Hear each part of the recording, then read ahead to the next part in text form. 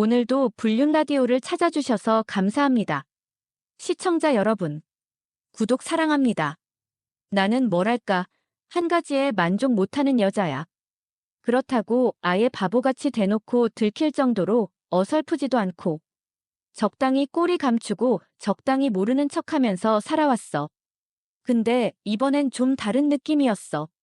이게 네 번째니까 슬슬 타이밍도 아슬아슬하다는 생각이 들긴 했지만, 이 남자는 좀 특별했거든. 설렘이란 단어가 몸에서 피어나는 게 뭔지 다시 느끼게 해줬달까. 남편, 홍대철.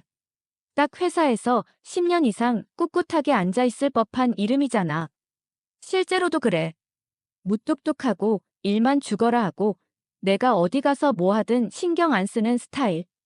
결혼 초엔 그런 게 편했는데 지금은 답답해 미칠 것 같아. 뭐, 알아서 좋다고 고개 끄덕이면서 내 카드나 챙겨주는 남편이 어디 흔하겠어. 근데 인간이란 게 그렇잖아. 한 번 편해지면 더 많은 걸 바란다. 내 상대는 박진욱. 헬스장에서 처음 만났어.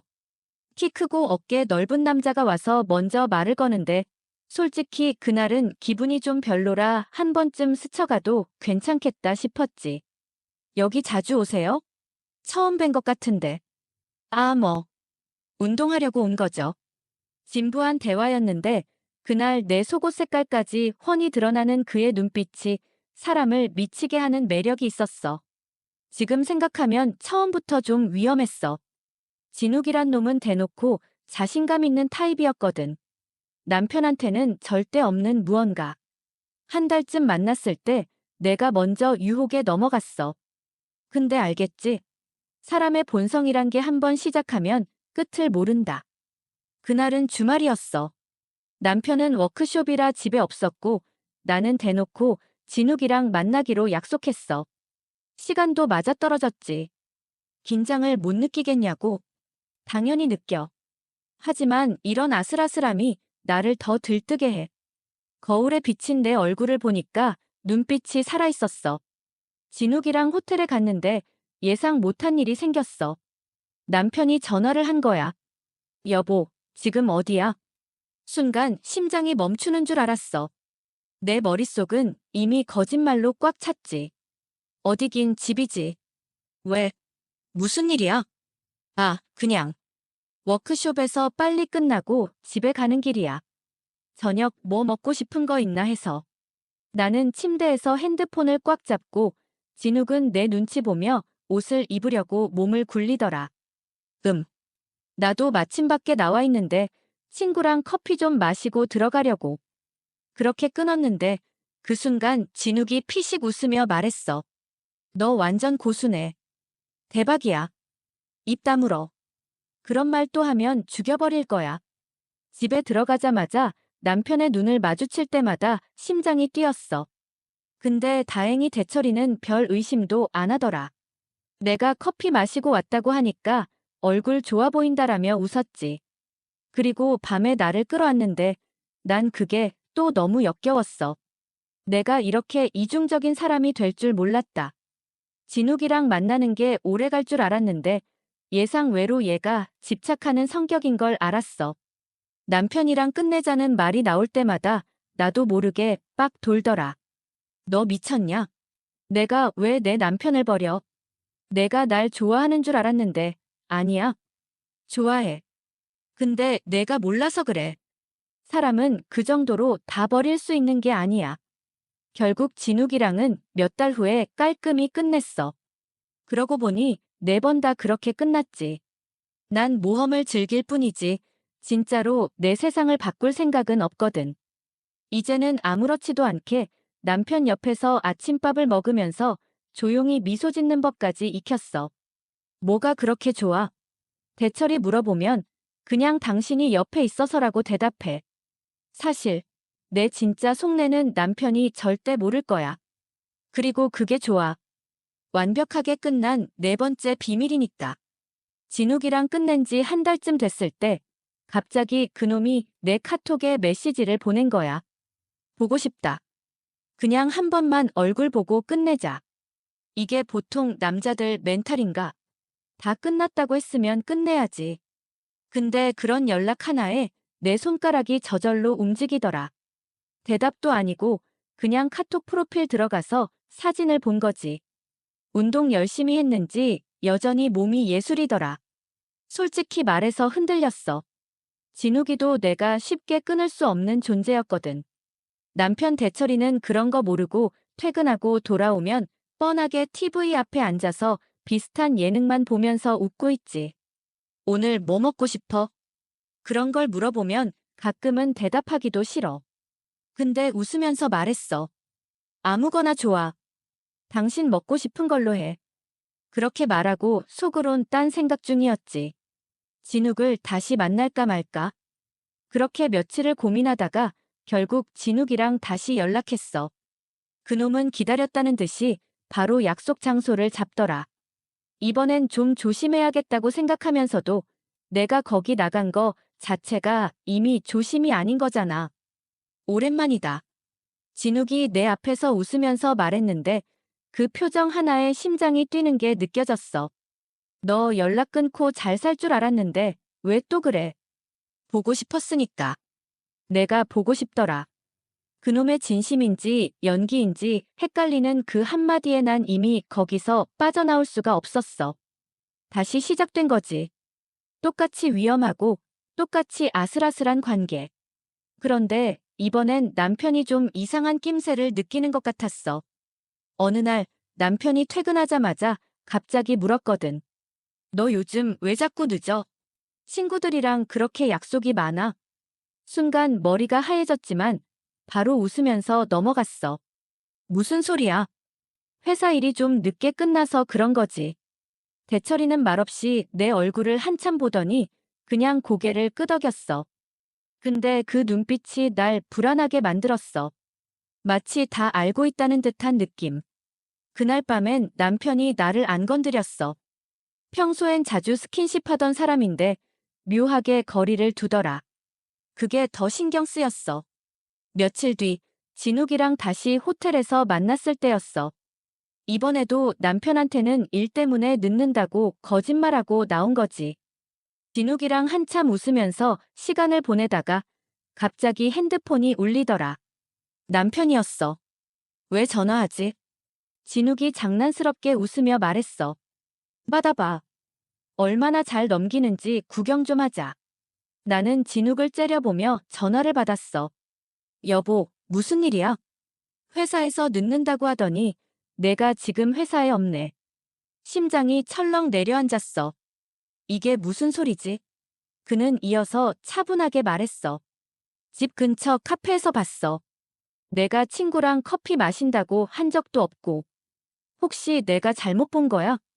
순간 머리가 멍해졌지만 바로 태어난 척했지. 뭔 소리야?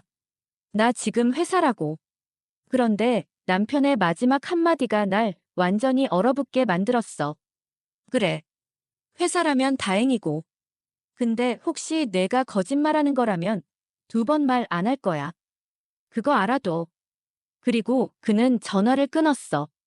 그날 집에 돌아가는 길 내내 식은땀이 흘렀어.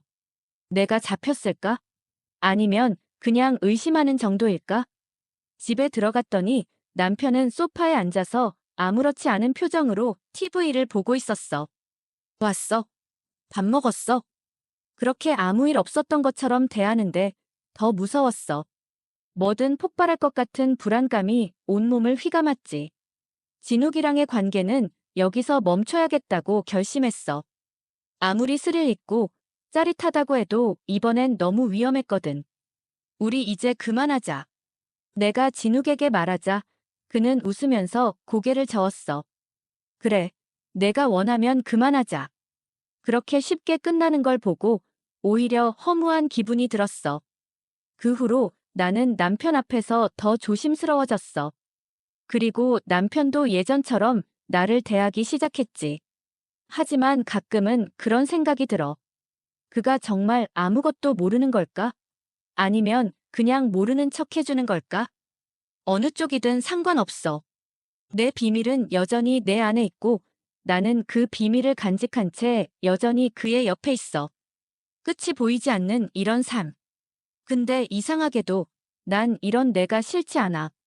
어쩌면 난 태생부터 이런 여자였는지도 몰라. 그렇게 네 번째 비밀은 끝난 줄 알았어. 근데 사람 일이라는 게 맘대로 풀리지 않는다는 걸 난 항상 까먹고 살아. 진욱이랑 끝내고 몇 주쯤 지났을 때 모르는 번호로 전화가 왔어. 여보세요? 나야. 순간 목소리에서 피가 거꾸로 솟는 느낌이 들었어. 진우가, 왜 또 전화해? 너 요새 잘 사는 것 같더라. 남편이랑 얼굴 마주치면서 그렇게 멀쩡할 수 있냐? 내가 뭔데 내 삶에 감나라 대추 나라야. 끝난 거잖아. 그럼 내 남편한테 다 말해버릴까? 그때 호텔 간 거. 심장이 철렁 내려앉았어. 진욱은 내가 생각했던 것보다 훨씬 더 끈질긴 놈이었어. 그때까지는 별일 없겠지 싶었는데 진욱은 정말 내 일상을 뒤흔들 준비를 하고 있었던 것 같아. 그날 저녁 집에 들어가니 대철이가 내 핸드폰을 한참 들여다보고 있었어. 가슴이 철렁했지. 여보, 이거 뭐야? 뭐가? 진욱이라는 사람한테서 메시지가 와 있던데. 아는 사람이야? 눈앞이 하얘졌어. 그새 어떻게 내 핸드폰 잠금을 풀었는지 몰라도 진욱이 보낸 메시지를 본 것 같았어. 그 메시지에는 뭐라고 적혀 있었냐면 우리 다시 만날까? 그날 너 엄청 좋았잖아. 머릿속에서 온갖 변명이 떠올랐지만 대철이의 눈빛은 예사롭지 않았어. 운동같이 했던 사람이야. 요즘에도 연락 좀 하는데 아무것도 아니야. 오해할 거 없어. 운동같이 했는데 이런 문자를 보내. 뭐가 아무것도 아니야. 대철이의 목소리는 점점 올라가고 있었어. 나는 말도 안 되는 핑계를 대면서 버텨봤지. 미친놈이라 그래. 그래서 나도 거리 두려고 했어. 근데 내가 이렇게 화낼 줄은 몰랐네. 화 안 내게 생겼어. 이런 문자를 받고 내가 거리 두는 중이라고. 대철이는 핸드폰을 집어 던지고 방으로 들어갔어. 나는 뭘 어쩌겠어. 속으로 진욱을 저주하면서도 이번엔 다 들통난 게 아닌가 하는 두려움이 휘몰아쳤지. 그 후로 며칠 동안 집 안 분위기는 최악이었어. 대철이는 퇴근하고 와도 나랑 눈도 제대로 안 마주쳤고 말도 한마디 없이 자기 방으로 들어가곤 했어. 이러다가 진짜로 끝나는 건가 싶었지. 근데 사람 심리가 참 희한하더라. 대철이가 그 상황에서도 나한테 이혼 얘기를 꺼내지 않더라고. 그냥 계속 혼자 삐치고 자기 혼자 술 먹고 들어오고. 그때 깨달았어. 내가 조금만 잘하면 이건 넘어갈 수도 있겠다. 며칠 뒤 나는 한껏 꾸미고 퇴근길에 대철이 회사 앞으로 갔어. 마치 아무 일 없었다는 듯이. 그날은 무조건 분위기를 풀어야겠다고 마음먹었거든. 여보, 오늘 저녁 먹으러 가자. 내가 쏠게. 됐어. 나 바빠. 아, 진짜 그러지 말고. 내가 미안했어. 괜히 쓸데없는 사람한테 연락받아서 당신 기분 나쁘게 한 거지. 다시는 안 그럴게. 눈물까지 억지로 짜내면서 말했어. 대철이는 어이없다는 표정으로 나를 쳐다보더니 결국 한숨을 쉬더라고. 진짜로 그런 일이 또 있으면 그땐 나도 못 참는다. 알았어. 절대 그런 일 없을 거야. 그날 저녁 대철이랑 간신히 분위기를 풀었어. 근데 솔직히 말해서 내 속은 또 다른 걱정으로 타들어가고 있었어. 진욱이 그놈이 또 뭘 할지 몰랐거든. 진욱은 결국 내가 무서워할 만한 카드를 계속 흔들었어. 남편한테 다 말하겠다라는 위협은 이제 더 이상 통하지 않으니까 이번엔 돈 얘기를 꺼내더라. 나도 힘들어 죽겠으니까 돈 좀 주면 조용히 사라져 줄게. 돈. 내가 진짜 미쳤구나. 그런 식으로 협박하면 나도 가만 안 있어. 가만 안 있으면 어쩔 건데. 남편한테 말하는 건 쉬워. 아니면 회사에 알릴까? 너 요새 회사에서 승진 준비 중이라며. 그놈이 내 모든 걸 다 알고 있다는 사실이 너무 끔찍했어. 이대로는 안 되겠다 싶었지. 나는 진욱의 약점을 찾기로 했어. 사람은 누구나 약점이 있거든. 몇 주 동안 진욱에 대해 알아보면서 그의 주변 사람들, 과거 연인들까지 파고들었어. 그리고 드디어 하나 잡아냈지. 진욱이 다른 여자랑도 놀아났다는 사실.